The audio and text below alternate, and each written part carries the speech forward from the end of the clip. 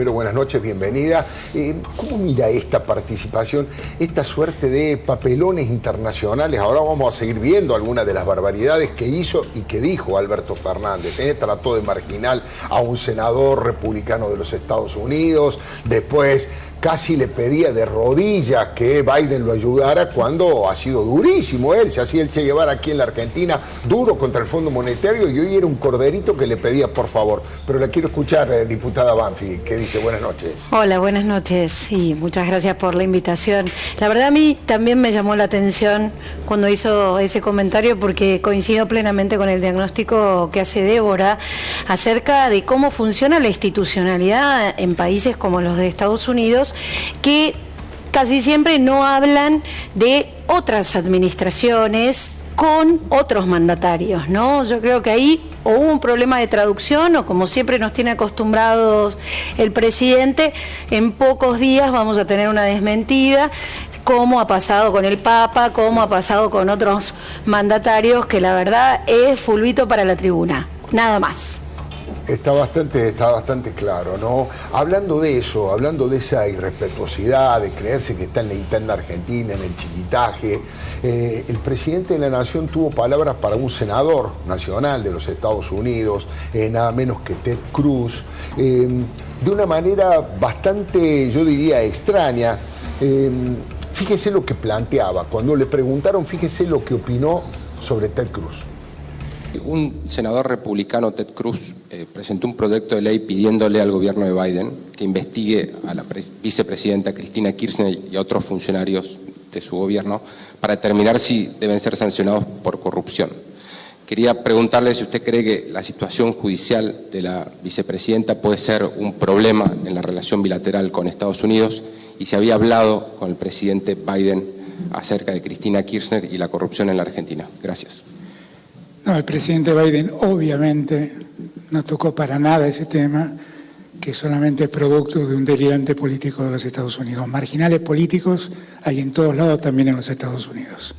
Bueno, delirante, político y marginal a Ted Cruz, que es un senador nacional en los Estados Unidos. Le gustará más, le gustará menos, pero me parece que no contribuye demasiado. No creo que a la estructura de gobierno, a la administración histórica de los Estados Unidos le guste que un presidente de Argentina, que fue a mendigar, por favor, que le dé una mano con el Fondo Monetario, trate así a un senador como Ted Cruz, que, bueno, básicamente ha dicho una cosa más o menos clara, que si es condenada por corrupción Cristina Fernández de Kirchner, bueno, que se le prohíba la entrada a los Estados Unidos. Sí, no sé sí, que al momento de producirse esa conferencia de prensa estaba ejerciendo la presidencia de la Argentina, Cristina, ¿no? Por justamente la ausencia de Alberto. Es otra vez lo mismo, o sea, desconocer primero la política internacional. Bueno, tiene un canciller como Cafiero que mucho no debe ayudar en ese sentido, y no entender la institucionalidad o cómo funcionan en Estados Unidos esas instituciones que tienen tanta solidez democrática respecto de la crítica agraviante, porque vos podés decir, bueno,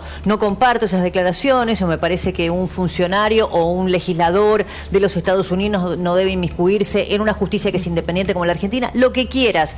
Ahora, lo que vos no podés hacer, pero claro, en la Argentina estamos tan mal acostumbrados, sobre todo el kirchnerismo, a utilizar este lenguaje, es decirle delirante y marginal de la política a un senador que tiene tantos años de trayectoria en su país, te guste o no te guste, sea ultraderecha, sea republicano o demócrata, ¿no? No, además, no solo el canciller Santiago Cafiero, que le queda gigantesco el traje, le queda realmente, no sé, pero creo que debe ser uno de los cancilleres, los peores cancilleres desde el regreso de la democracia, ¿no? Desde el 83, una persona con tanta fragilidad intelectual y con tan poco conocimiento de la diplomacia. Fíjese que nos han hecho pelear a Alberto y Cafiero con todos los países de la región, con Chile, con Uruguay, en su momento con Brasil, con Ecuador. Ahora, no se pelean y se mantienen amigos y cómplices de las peores dictaduras de América Latina, como Cuba, Venezuela y Nicaragua, por ejemplo. Pero le pregunto la opinión a Roberto García Moritán y lo saludo. Muy buenas noches. ¿Cómo estás, Alfredo? Gracias por invitarnos. Igualmente. Bueno, ¿de qué se trata esto? Esta relación con los Estados Unidos y de ir a pedir un favor, pero mientras tanto tener este tipo de actitudes, ¿no? Bueno, debe estar muy preocupado el senador Cruz en este momento, preguntándose no puede dormir. ¿Qué habrá hecho tan grave para merecer semejante insulto? Claro. Otra vez Alberto Fernández y el kirchnerismo yendo detrás de la escupidera, ¿no? La irresponsabilidad y la falta de credibilidad hace que siempre entren esas propias contradicciones. Ahora, celebro que los acercamientos sean países más como Estados Unidos y no tanto como Cuba, Venezuela, Irán y los socios habituales del kirchnerismo. Espero que esto sea un paso de sensatez y que entiendan la importancia de vincularse con países serios en el mundo. Sí, yo no sé si es sensatez o desesperación, ¿no? Porque, bueno, hoy lo que subyace de las reuniones también que tuvo el ministro de Economía, Sergio Massa, es que la Argentina está en una situación crítica, ¿no? Sí, no tienen ni para pagar los sueldos. Claro. Así es. Claro, ahora vos fijate, ¿no? Porque en el mismo momento que estás buscando o intentando un respaldo, una ayuda de un país como Estados Unidos, empezás a atacar las instituciones, empezás a hablar de esta forma, tratás de meter tus latiguillos como pero Macri, la culpa la tiene la oposición y toda esta historia, digo, y las empresas ven esto y de qué manera van a venir a invertir o de qué manera va a salir adelante la economía, porque si vos tenés un presidente y un gabinete que comete este tipo de atrocidades en el exterior, más allá de las que comete internamente, muy difícil. No sé, diputada Banfi. Bueno, estaba escuchando atentamente y pensaba, creo que esta reunión tiene un carácter protocolar, parte de la escena que vemos en ese sillón, y creo que la reunión importante fue la que tuvo el ministro Massa. Creo que ahí está el eje de la visita y del trabajo que hay que reconocer ha hecho Argüello como embajador de la Argentina en Estados Unidos, importante, y que hay que darle también el lugar que tiene Alberto Fernández, no solo en nuestro país, sino también en el exterior, que tiene un rol protocolar, claro. Lamentablemente, ¿no? Lamentablemente, porque poco puede resolver y que por eso se va en estas adjetivaciones desconociendo y poniéndose en el lugar que realmente tiene poco conocimiento de cómo funciona el mundo, y ahí es donde vemos que solamente tiene un rol adulador, ¿no? De cada uno de los mandatarios que visita. Claro. A Xi Jinping lo adora, Putin le ofrece la puerta de América, ahora Biden, pero la semana pasada estaba con Correa, su ídolo es Maduro. Claro. Y creo que eso Biden, cuando le pasaron el informe de quién es Alberto Fernández, el presidente de la Argentina, le quedó muy claro con quién estaba hablando. Bueno, en la Cumbre de las Américas, delante de Biden, le fue a pedir por favor por Cuba y Venezuela, así ¿no? Es. Entonces resulta increíble. Esto tampoco es para cargar las tintas, no queremos exagerar. Creo, acá le doy la derecha al presidente, creo que no quiso tener una actitud agresiva ni discriminatoria ni xenófoba con una periodista española. Pero ese tono que tiene, de esa reacción tan altanera a veces, quedó realmente bastante descolocado, por lo menos los que nos comentaban, los colegas, los periodistas que estaban allí en el lugar, cuando le contestó, insisto, de mala manera, aunque no haya sido su intención, una periodista española que le preguntó por el tema de la reelección. Buenas tardes, Marta Garde, de la Agencia Española de Prensa EFE. Quería preguntarle sobre la candidatura a las presidenciales, si usted ha decidido ya si va a dar un nuevo paso al frente o qué plazo se da para tomar esa decisión. Mirá, si a una española le voy a dar esa primicia. No, todavía no hemos tomado ninguna definición. Yo la verdad es que tengo todo mi empeño, todo mi esfuerzo puesto en la gestión de gobierno, que creo que es lo que la Argentina necesita de mí en este momento. Es un momento muy difícil para la Argentina por esa sequía de la que antes hablé. Tengo toda mi cabeza metida en ese problema, junto al ministro de Economía, junto al canciller, junto a todo mi equipo. Y la verdad es que no estoy pensando... Bueno, dice el presidente, mirá, ¿no? Digo el tono y la manera, mirá si le voy a decir a una española esta primicia. Lo lógico era, discúlpeme, periodista, discúlpeme, es un tema que prefiero dialogarlo en mi país, el tema de las reelecciones políticas internas, le pido mil disculpas, pero mínimamente una actitud, pero mirá si le voy a decir a una española. Claro. Me parece absolutamente fuera de lugar, ¿no? Fuera de lugar, aunque no haya sido su intención. Sí, creo que no fue la intención, pero bueno, las formas no son precisamente lo que caracteriza a Alberto Fernández para lucir cierta moderación. Ahora, lo que subyace ahí, yo digo, qué trago amargo para Cristina hoy, para el kirchnerismo en general, ¿no? Claro. No desestimó la posibilidad de ir por la reelección, claro, y se sentó en la Casa Blanca con Joe Biden, con todo tipo de mohines y de adulación al presidente de los Estados Unidos. Digo, para el Patria, que está ahora con el Grupo de Pueblo, a ver, Cristina, que está, bueno, francamente en retirada, ¿con quién se referencia hoy? Con Maduro, claro, con Correa, esos son sus interlocutores y sus escudos protectores, no el gobierno estadounidense cuando ella está atravesando un proceso penal, digamos, que llama de proscripción. Entonces, verlo Alberto Fernández con Joe Biden y además insistir con que podría ser candidato o precandidato a la reelección, digo, qué trago amargo para Cristina hoy, ¿no? Sin lugar a dudas. Vos hablabas de mohines, de adulaciones, de actitud absolutamente sumisa frente a Joe Biden, un poco casi rogándole que Joe Biden intervenga ante el Fondo Monetario, que nos den una mano, que nos ayuden. Primer dato curioso que me parece que vale la pena verlo por la actitud que tiene el presidente frente al presidente de los Estados Unidos. Y el segundo dato, tampoco tengo demasiado recuerdo de un presidente que se lleve una ayuda a memoria, un papel para leer prácticamente cada una de las palabras que decía. No sé si no tenían confianza en él, sus asesores, o él no tenía confianza para no meter la pata una vez más, pero eso fue lo que pasó en este pedido que le hizo a Joe Biden. La preocupación por el cambio climático es común también.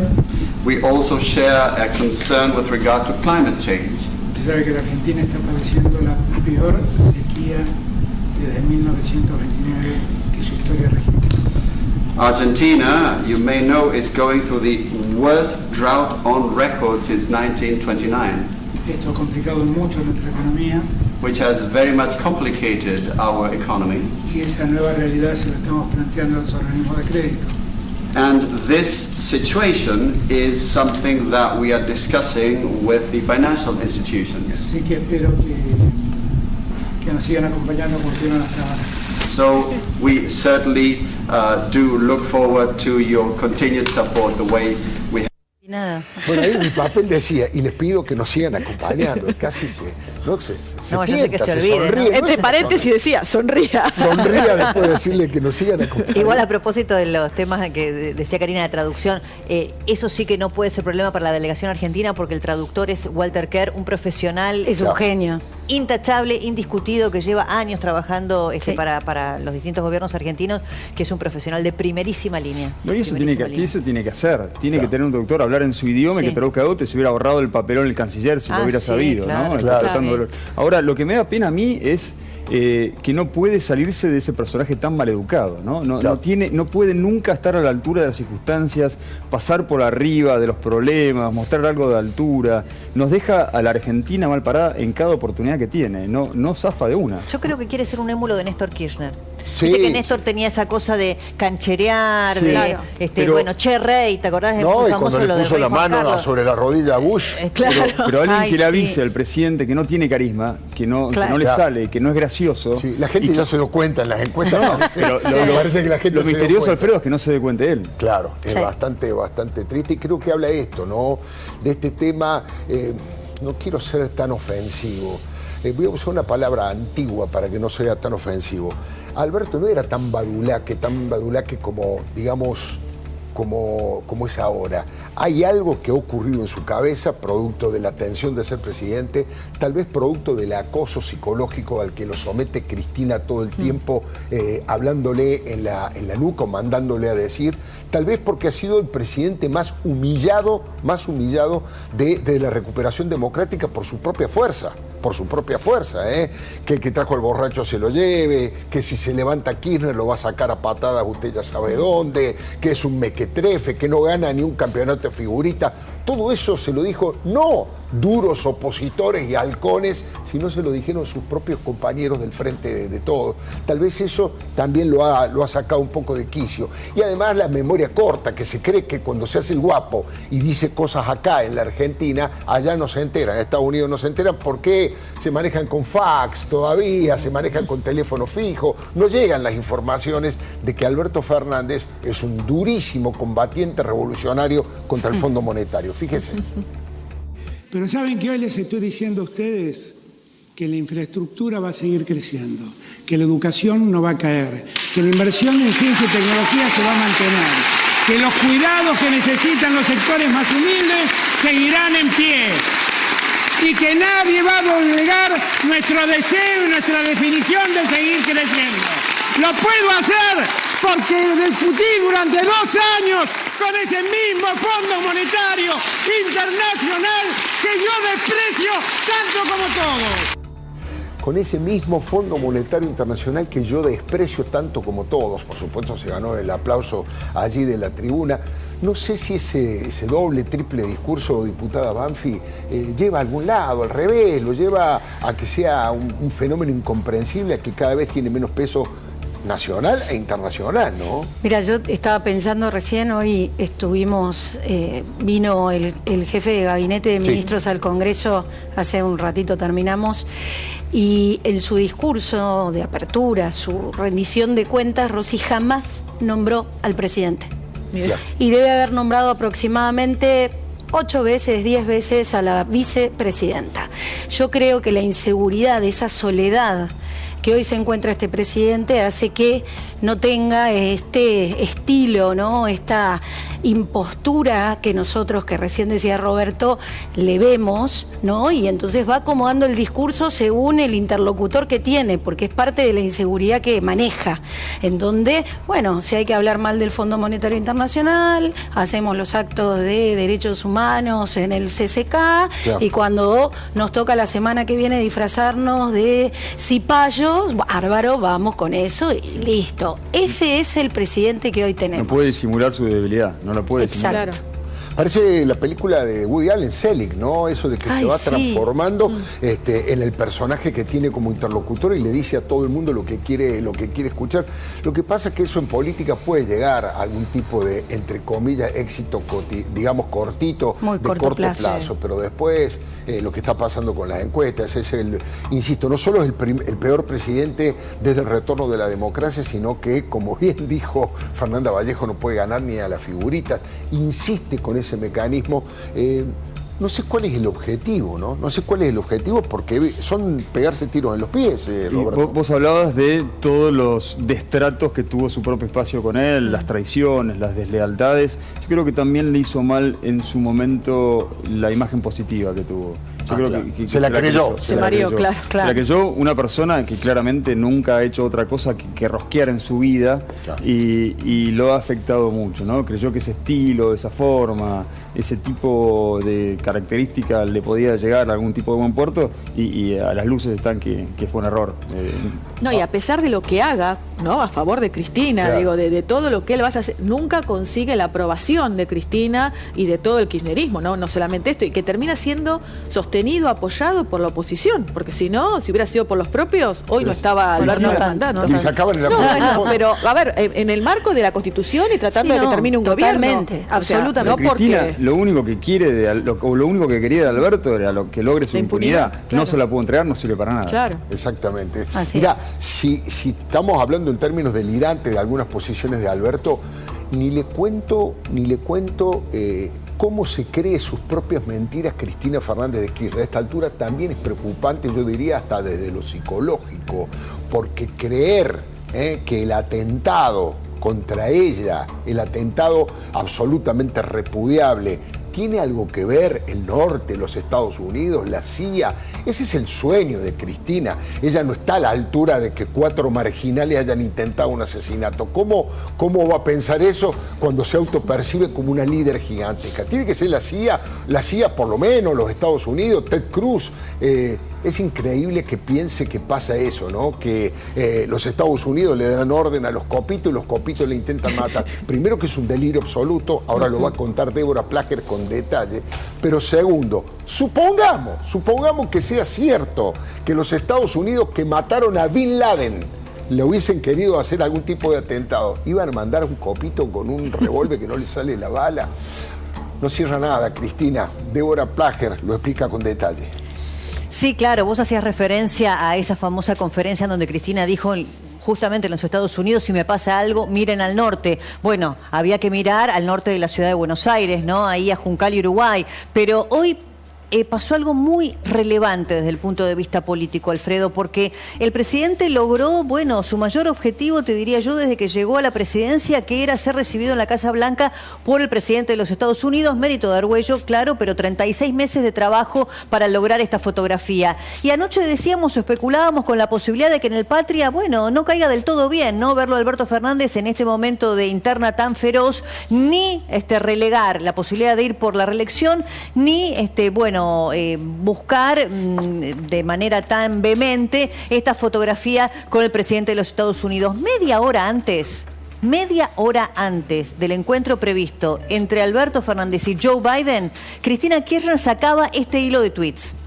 Fíjate el oportunismo, ¿no?, de Cristina, si es que no tenía la maldad, la intención de dañar o de alguna manera de poner alguna mella en esto que se estaba gestando desde hace tanto tiempo para que Alberto llegue a la Casa Blanca. Dice Cristina: tal cual lo dije, proscripción. Y para que nadie tenga dudas, del norte le llegan refuerzos al Partido Judicial y a Comodoro Pi. ¿En serio lo van a seguir negando? Dale. Y pone, ¿no?, en el mismo tuit la portada de Clarín: antes de la reunión Fernández-Biden, un senador de los Estados Unidos, hace referencia a Ted Cruz, pide que se investigue y sancione a Cristina Kirchner por corrupción. Bueno, este era el primer tuit, ahí está el horario, 3:11 de la tarde, la reunión con Biden y Alberto, 3:45 si no me equivoco, media hora antes, fíjate qué oportuna.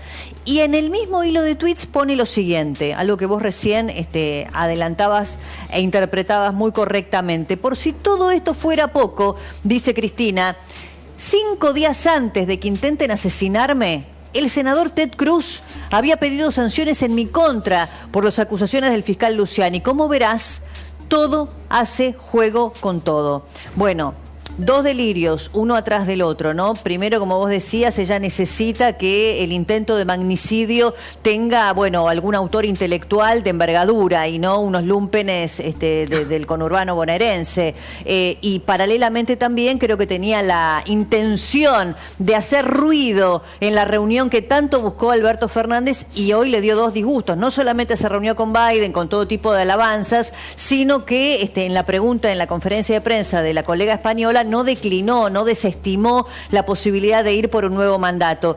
Y decíamos que a Alberto le pegan por izquierda y por derecha, porque al mismo tiempo, en el encuentro con Biden, Alberto Fernández hizo alguna referencia a uno de los últimos hechos de violencia en Estados Unidos, otra vez con armas, otra vez en una escuela, y allí, fue muy crítico de la utilización de armas, tratando de congraciarse con el presidente demócrata, y decía, bueno, en mi país, dijo Alberto, hay algunos dirigentes políticos que hablan de la necesidad de que la gente se defienda, que use armas. Rápidamente salió Patricia Bullrich con este tuit a contestar o a cuestionar lo que había dicho el presidente Alberto Fernández. Ahí pone la información periodística Bullrich en el tuit. Dice: frente a Joe Biden, Alberto Fernández criticó a Bullrich y a Milei por la desregulación de la venta de armas.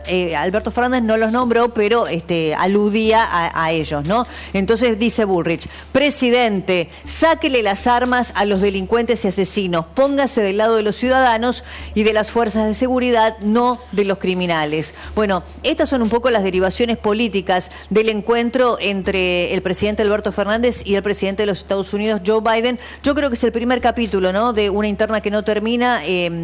La verdad que lo que subyace acá es un problema económico de primer orden, de primera magnitud. La visita tiene además como objetivo conseguir algún apoyo para que el ministro de Economía, Sergio Massa, pueda traer dólares a la Argentina, algo que hoy, tiene a las reservas del Banco Central prácticamente en rojo y muy preocupado a todo el gobierno. No lo puse, pero es muy interesante también remarcar lo que dijo de Mendiguren. Estamos haciendo un esfuerzo enorme, dijo, algo que no hay que pronunciar como la palabra bomba en un aeropuerto, un esfuerzo enorme para que no haya un salto devaluatorio brusco en la Argentina. Bueno, eso también es parte de la explicación del viaje de Massa y Alberto Fernández a los Estados Unidos. Gracias, Débora. Bueno, lo de la posibilidad de que Estados Unidos haya intervenido en el atentado criminal contra Cristina, ya hablamos del delirio, ahora lo voy a escuchar a García Moritán y a Karina Banfi, pero cuando ella habla que está claro que la quieren proscribir, seguramente no leyó que hace 4 días nuestro compañero, el gran periodista de La Nación, Hernán Capielo,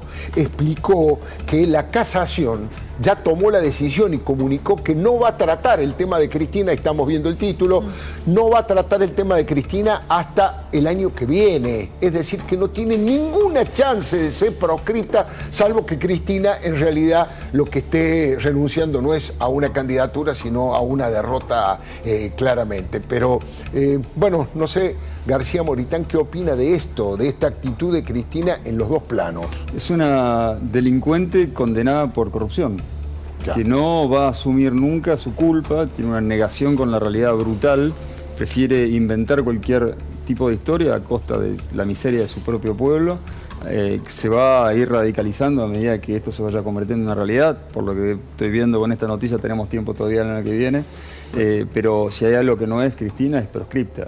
Sí es propensa a comerse una paliza en las próximas elecciones si se presenta, con lo cual es muy probable que veamos algún tipo de renunciamiento de vuelta y mentiroso, porque renunciamiento 2, se subirá, se bajará, no va a dejar los fueros de lado de ninguna manera. Y se atrincherará en el conurbano. Diputada, este doble discurso, ¿no? Por un lado, operativo clamor, la quieren proscribir, pero por otro lado, ella dice que está proscrita, pero por otro lado quieren que sea candidata. ¿Cómo cierra eso? ¿Cómo van a resolver ese drama, cree usted?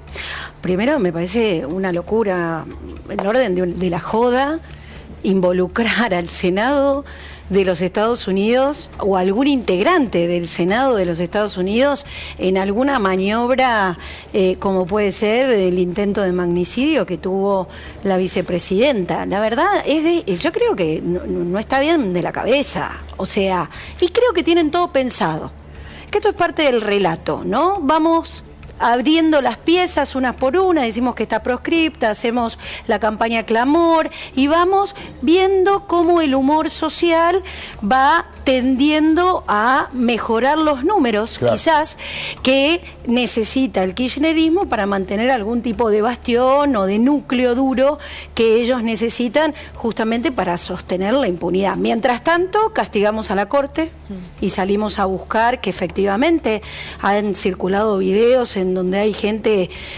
fans de Cristina, que pide que saquen a los miembros de la Corte, una cosa que es gravísima, lo que nosotros estamos... El sacerdote por los pobres, exacto, gracias, Olveira, que no... está haciendo una misa diaria y está tremendo, haciendo huelga de hambre frente a tribunales. Tremendo, ¿no? Tremendo. Una cosa, además, tremendo el tema de la religión. Porque hay un ataque a las instituciones y no lo queremos asumir. Y esto es lo que está haciendo el kirchnerismo permanentemente. Ataca a las instituciones en el Congreso de la Nación con la Comisión de Juicio Político, que no paran y cada vez va en una escalada mayor, en donde yo lo que veo principalmente es que ellos van a buscar la nulidad porque saben que nunca van a llegar al recinto con la posibilidad de destituir a los magistrados, pero también está la calle.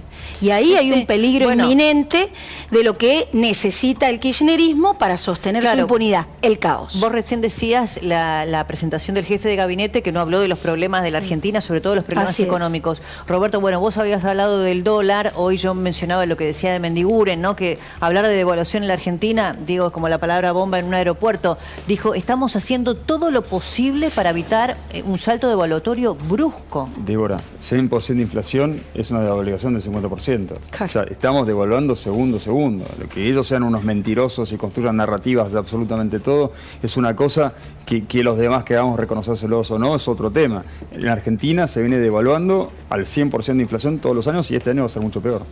Y si finalmente el ministro Massa no logra recomponer reservas, ¿qué imaginás o qué lapso imaginás de tiempo para poder resolver, bueno, o sincerar la situación? Bueno, vamos a entrar en un periodo de esta inflación bastante brusco y violento. O sea, la actividad económica se va a frenar y va a ser la única estrategia que van a encontrar para llegar a octubre. No le veo muchas herramientas. Es un gobierno con cero credibilidad. Enseguidita nomás le vamos a preguntar, obviamente, a García Moritán qué pasa. Se está separando a Ricardo López Murphy, va a armar una opción con José Luis Espert en la ciudad de Buenos Aires. Es una pregunta que seguramente le vamos a hacer porque interesa muchísimo. Le vamos a preguntar a la diputada Karina Banfi cómo se va a resolver el tema de Martín Lustó en la ciudad de Buenos Aires, por ejemplo. Eso lo vamos a conversar enseguida, pero déjeme que le diga dónde estoy parado desde el punto de vista editorial con un tema que me parece absolutamente grave. Tan grave como que el diario La Nación en su espacio editorial ha publicado esto. Acá está viendo este título y además esta es la carátula con la que hemos arrancado, pero el nuevo Ollarvide.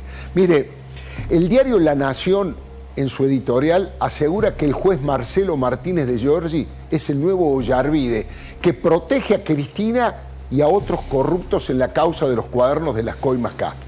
Estamos hablando, les recuerdo, de la mayor corrupción de la historia argentina, liderada primero por Néstor y luego por Cristina. Sin lugar a dudas, mire, no hay antecedentes de una asociación ilícita liderada por el matrimonio Kirchner que haya saqueado al Estado con tanta impunidad para enriquecerse en forma ilegal y colosal. Hace 5 años que la investigación rigurosa de ese colega de lujo llamado Diego Cabot nos reveló a todos los argentinos la dimensión de la cleptocracia del cártel de los pingüinos millonarios enriquecidos ilegalmente. Sin embargo, el juez Martínez de Giorgi dedica su tiempo a frenar la causa y a cometer algunas salvajadas legales, por ejemplo, como tomar medidas contra las personas honradas que denunciaron a los corruptos y además blinda a los ladrones que cometieron esos delitos de Estado. Ahí lo estamos viendo. Norberto Ollarvide, le recuerdo, fue un siniestro personaje que siempre estuvo al servicio de los poderosos kirchneristas y que alguna vez lloró frente a las cámaras y dijo que actuó de esa manera porque lo habían agarrado del cogote. El tema yo expliqué a las personas que me apretaban el cogote para que sacara la causa de los kirchneristas. Bueno, su apellido, Ollarvide, quedó instalado en la memoria colectiva como un magistrado delincuente y excéntrico que deshonró su actividad y avergonzó a la justicia. La Nación en su editorial reprocha varias medidas de Martín de Giorgi porque superó los límites, incluso algo que ni Ollarvide se atrevía a hacer. Plantea La Nación que son recursos, abro comillas, utilizados por el sector más abyecto de la política y del AMPA. Martínez de Giorgi intenta deslegitimar el trabajo impecable de Cabot y en ese camino ataca las bases mismas de la libertad de prensa y el sagrado derecho a mantener en reserva la fuente periodística que, le recuerdo, está protegida por la Constitución Nacional. A este juez, que pretende recibir como premio su designación en la Cámara Federal porteña y que llegó de la mano de las cloacas de los servicios de inteligencia, no se le cayó la cara de vergüenza al arremeter contra el diario, contra el periodista y algún testigo cuyo testimonio fue clave. Insólitamente, reclamó los registros de las cámaras de video que rodean al edificio del diario. Menos mal que la Cámara de Apelaciones le puso un freno. Abrió una causa paralela a Martínez de Giorgi en claro abuso de autoridad. Intentó producir pruebas de manera ilegítima para ayudar a uno de los empresarios involucrados. Y escuche bien, hasta allanaron el domicilio de un testigo clave. Y como si esto fuera poco, ese allanamiento fue ejecutado por la, abro comillas, la hoy tenebrosa Policía de Seguridad Aeroportuaria, brazo armado de la mazorca kirchnerista. Ahí estamos viendo lo que puso la editorial del diario La Nación. Le aclaro sobre todo a los jóvenes que la mazorca fue una brutal organización parapolicial al servicio de Juan Manuel de Rosas. El 23 de septiembre del 2019, pueden ir al archivo, el candidato de entonces, Alberto Ángel Fernández, dijo textualmente: nunca se encontraron los cuadernos, solo contamos con fotocopias que en el mejor de los casos valen como meros indicios. Eso dijo Alberto, aunque usted no lo crea. Pero pobre Alberto, no tiene suerte. Un día aparecieron los cuadernos de la corrupción de Cristina. Lo único que cambió es que ya no los pueden llamar peyorativamente la causa de las fotocopias. Fotocopia las pelucas, como diría el gran Tatores.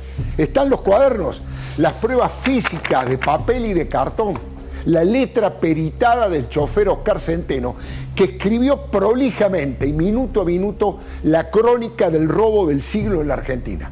Son cuadernos sin gloria, son los cuadernos que deberían hacerles confesar y pedir perdón a los kirchneristas que pagaron y cobraron coimas monumentales con dinero que le robaron al pueblo pobre de la patria. Jorge Fernández Díaz, brillante como siempre, lo llama el Watergate impune. En cualquier país democrático del mundo estarían presos los principales responsables políticos, es decir, los jefes, y también los empresarios cómplices. De esto no se habla tanto.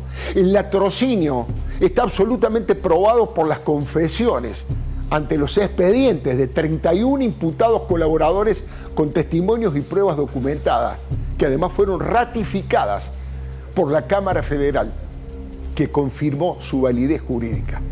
Gente de la máxima confianza y cercanía de Cristina, de Néstor y de Máximo, como por ejemplo su contador Víctor Manzanares, y 30 arrepentidos más dieron testimonios de todos los mecanismos del robo y de las coimas y del gigantesco enriquecimiento ilícito. Mire, todas estas denuncias fundamentadas fueron certificadas por la prueba recolectada. Cada palabra de esos cuadernos de hoy están en manos de la justicia y fue corroborada por la realidad. No hubo inventos, no hubo fantasías. Todas son dolorosas verdades. Ahora pregunto, ¿qué más hace falta para que nadie dude de que Cristina no es inocente y tampoco es decente? A las órdenes de Cristina estaba el cártel liderado por los 3 organizadores: Julio De Vido, el gerente general, Roberto Barata y Josecito López. Pero le quiero recordar que muchos empresarios que participaron de la estafa decían que habían sido obligados, fuimos extorsionados, pero en muchos casos ellos estaban felices con esa cartelización nefasta. ¿Sabe por qué? Porque no tenían que competir. Ponían el precio que más les gustaba y cargaban sobreprecios de hasta el 50% o más en algunos casos, y de allí salían las coimas, de ahí salía el retorno, o como usted la quiera llamar. ¿Se entiende lo que le digo? Los empresarios corruptos no pagaban las coimas de sus ganancias, de ninguna manera, las sacaban de los sobreprecios. Por lo tanto, todos los argentinos pagamos esos malditos retornos. La estafa de los pingüinos buitres tiene dimensiones monumentales y en muchos casos está probado que ese dinero sucio e ilegal iba a 3 lugares básicamente: a la Quinta de Olivos, al departamento de Juncal y Uruguay y a la casa de María Ostoic, la madre de Néstor, en Río Gallegos. Es que se sintieron tan impunes que dejaron los dedos pegados por todos lados. Está claro que cuando murió Néstor, Cristina asumió la conducción política de su espacio, pero también la gerencia administrativa de coimas, lavado y mega corrupción de Estado. Todos los caminos de la corrupción conducen a los cuadernos de Cristina. Está escrito. Tenemos que decirle nunca más a esos crímenes de lesa impunidad. Le doy mi palabra y le cuento unas palabras de Jean-Paul Sartre, ¿no? A todo puede renunciar el hombre, a todo puede renunciar el hombre sin dejar de ser hombre, a todo menos a la libertad. Y le pregunto a García Moritán sobre esto, ¿no? ¿Qué hacer con la justicia, García Moritán?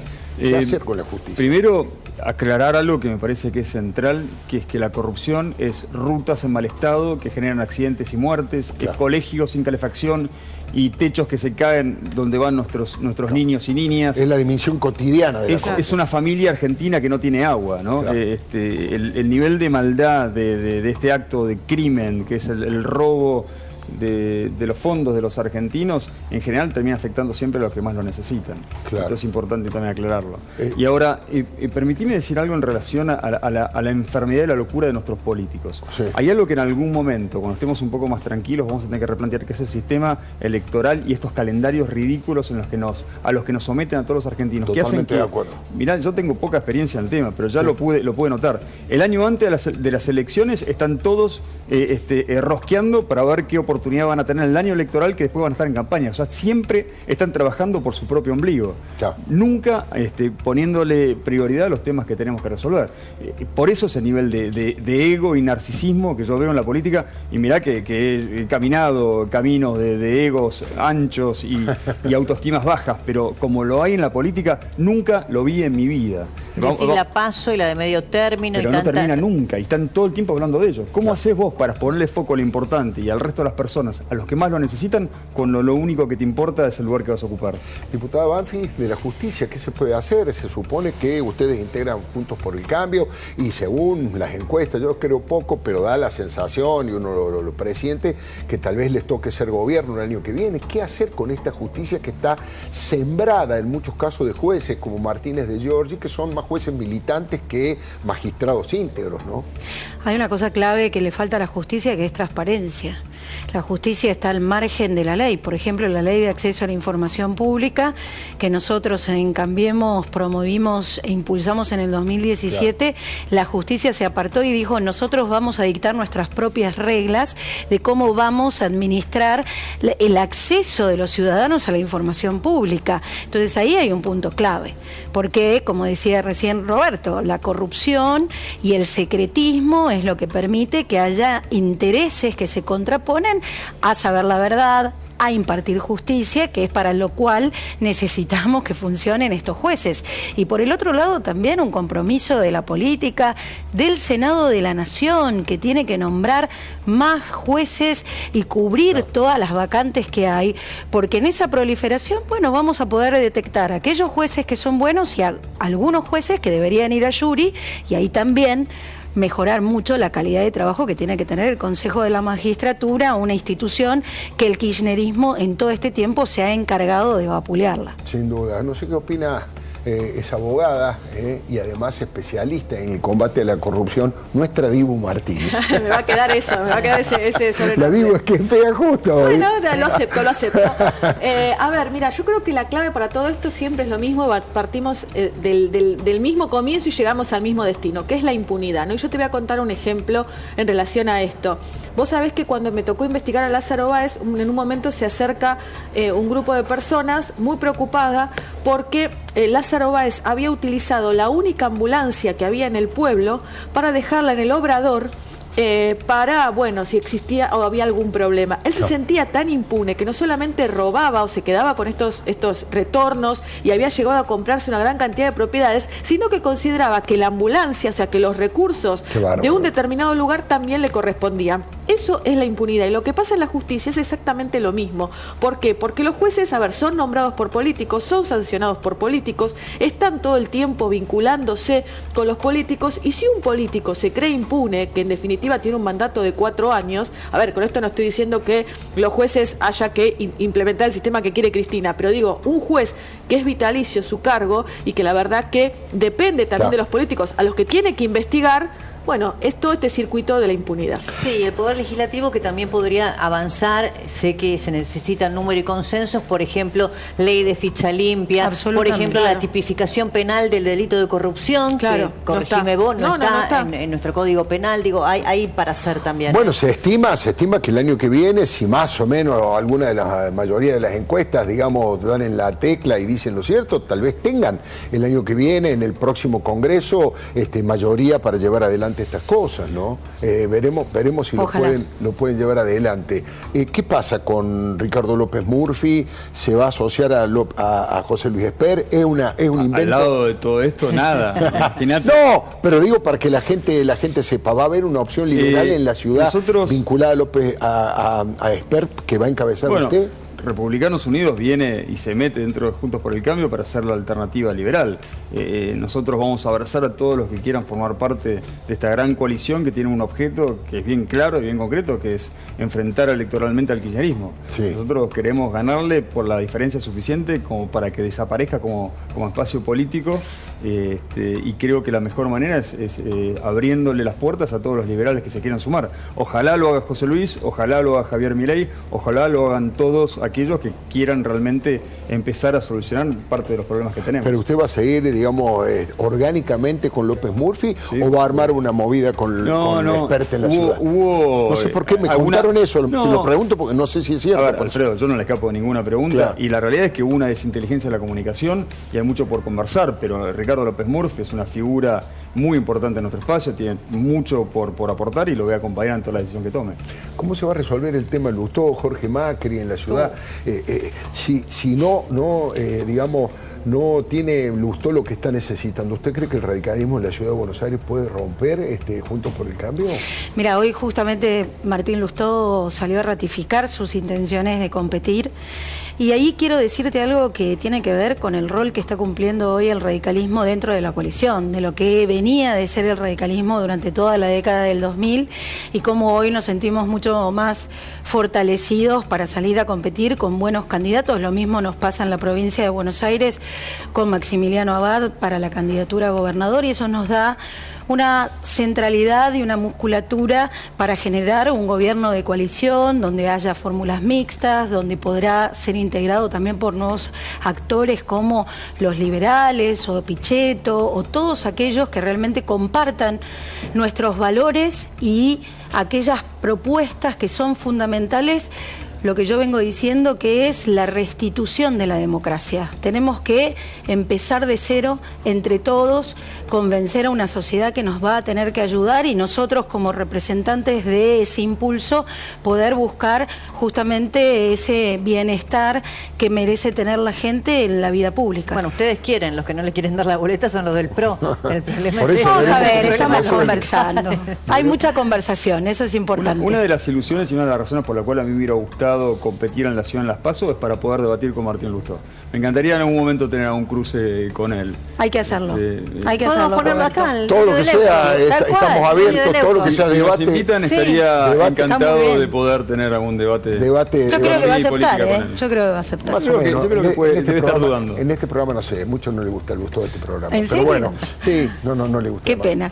Obviamente hincharías por mí. No hincho por nada. Yo soy un periodista. Pero siempre uno tiene una preferencia. El moderador es neutral. El moderador es neutral. Bueno, dos cosas que le quiero decir. Primero, después de este brevísimo corte, vamos a hablar algo que me ha indignado profundamente, que es Agustín Rossi diciendo que el campo inició la violencia política en la Argentina en el 2008. Una verdadera locura que mira para otro lado y no se enteró lo que los Kirchner hicieron cuando llegaron a la presidencia de la Nación, que instalaron ellos el odio y la violencia política. Después lo vamos a debatir.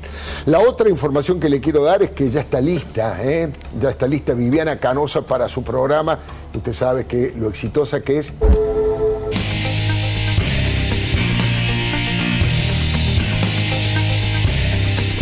Lo prometido, Agustín Rossi echándole la culpa al sistema agropecuario, al mundo agropecuario de haber instalado la violencia y el odio político.